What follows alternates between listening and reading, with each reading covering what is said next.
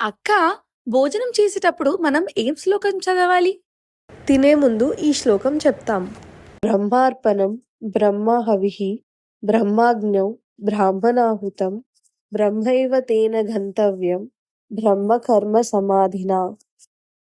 ఇంతకీ ఈ శ్లోకం అర్థం ఏంటి?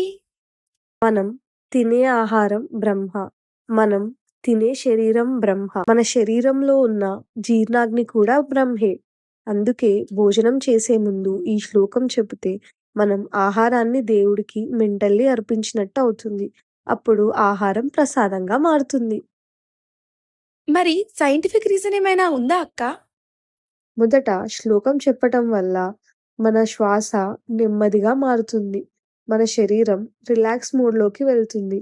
అప్పుడు మనం తిన్న ఆహారం ఈజీగా డైజెస్ట్ అవుతుంది. ఓ నైస్! ఇప్పటి నుంచి కూడా మనమందరం తినేటప్పుడు ఈ శ్లోకం చదుదాం.